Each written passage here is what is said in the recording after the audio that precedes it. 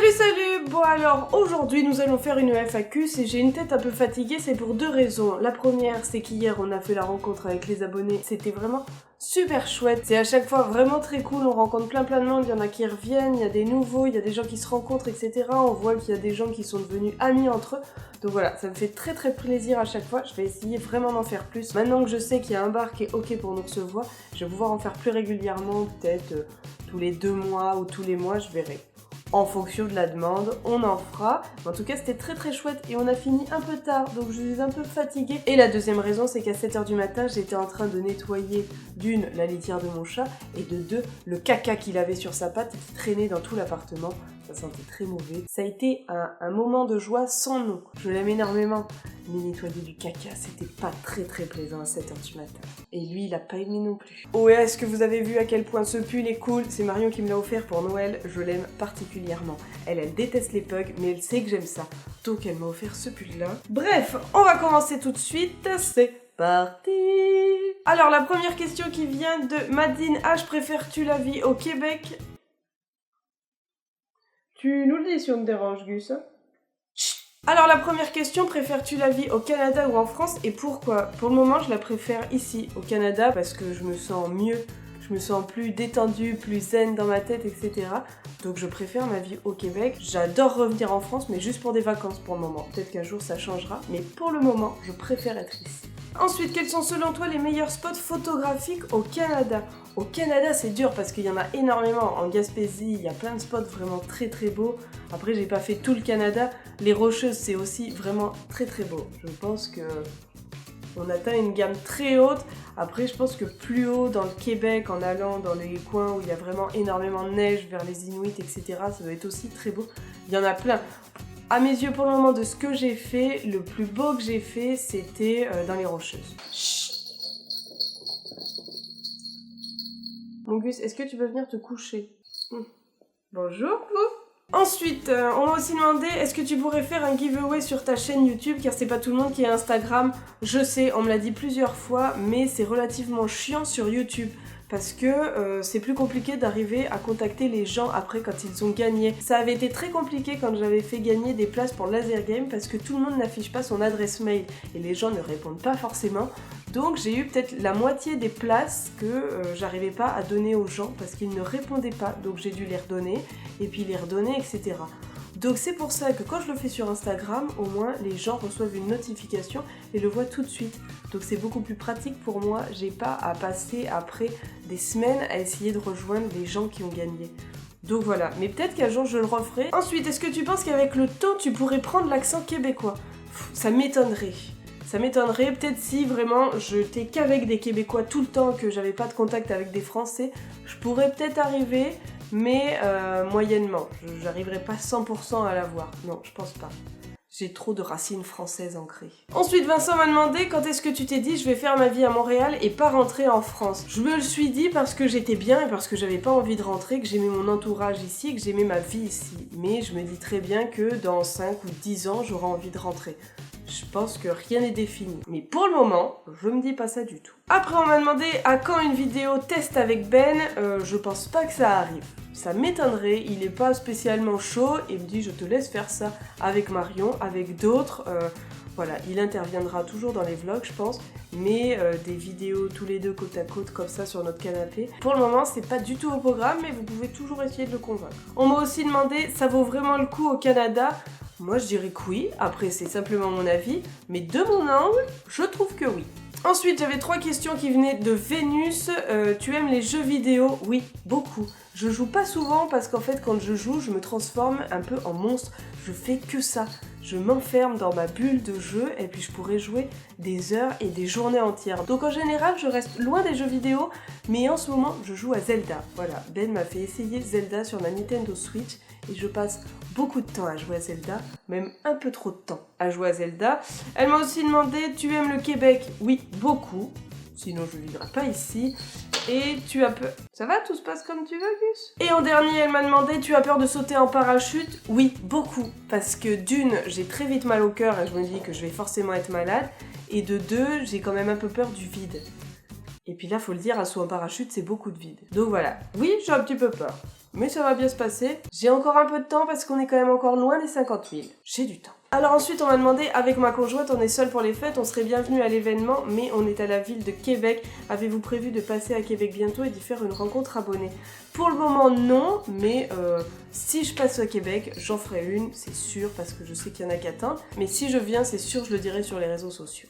Certain. Et on fera quelque chose. Ensuite, plusieurs questions qui tournent autour de la nourriture, ce qui m'arrange particulièrement parce que j'adore manger. As-tu déjà mangé du pâté chinois? Oui, plein de fois.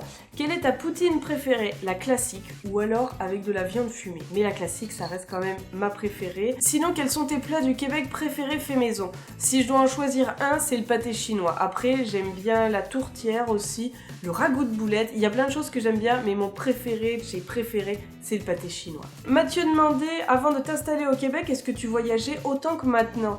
Alors j'ai toujours eu la chance de voyager quand j'étais petite, mes parents nous emmenaient un peu partout, on a eu énormément de chance de pouvoir voyager, mais c'est vrai que après j'ai pas l'impression de voyager énormément depuis que je vis ici. Là c'est un peu exceptionnel, mais parce que c'était pour le travail aussi, et puis grâce à ma chaîne ça me permet de voyager aussi, mais oui, j'ai toujours eu énormément de chance de ce côté-là de pouvoir voyager, puis j'adore ça. Ensuite, Dean demandait, je viens de tomber sur une plus vieille vidéo où tu disais que Marion était allergique à pas mal d'animaux. Comment faites-vous avec Gus? Eh ben je vis plus avec Marion depuis 2 mois maintenant. Mais quand je vois Marion, je me change avant, histoire qu'elle n'éternue pas et qu'elle soit pas malade parce que j'ai des poils de Gus. Et puis, elle n'est pas encore venue depuis qu'on a Gus, mais on trouvera une solution. Soit il restera loin d'elle, on passera un bon coup d'aspirateur sur le canapé et partout. Et puis on mettra un peu Gus loin d'elle. Mais voilà, on va s'arranger, tout va bien se passer. Elle le trouve très mignon, mais pour le moment ça reste de loin. On m'a aussi demandé, coucou Camille, je suis super heureuse pour toi, cela fait un moment que je suis tes vidéos à Montréal, et il y a un moment que tu nous as parlé de ta résidence et de la nationalité canadienne, où en es-tu de ce côté-là? Et ben j'attends d'avoir assez de jours comptabilisés pour demander la nationalité canadienne. Voilà, ça suit son cours. Dans maximum 1 an, je peux la demander. Peut-être maintenant, ça fait un peu moins. Mais à chaque fois qu'on quitte le Canada, ça recule la demande de nationalité. Vu que je suis partie pendant quasiment 1 mois au Vietnam, ça me décompte 1 mois de nationalité. Donc voilà. Mais ça suit son cours tout doucement. Tout doucement. Marie-Claude demandait quel est ton ou ta youtubeuse québécoise préférée. Alors je pense que beaucoup le savent, mon youtubeur québécois préféré c'est PL Cloutier parce que d'une, il me fait énormément rire et de deux, c'est lui qui m'a donné envie de lancer ma chaîne YouTube. Et si je devais choisir une youtubeuse québécoise, c'est sans hésiter Ellie Duquette. Elle me fait beaucoup rire. Je pense qu'on a un peu le même humour et un peu la même folie en nous, ce qui me rassure énormément.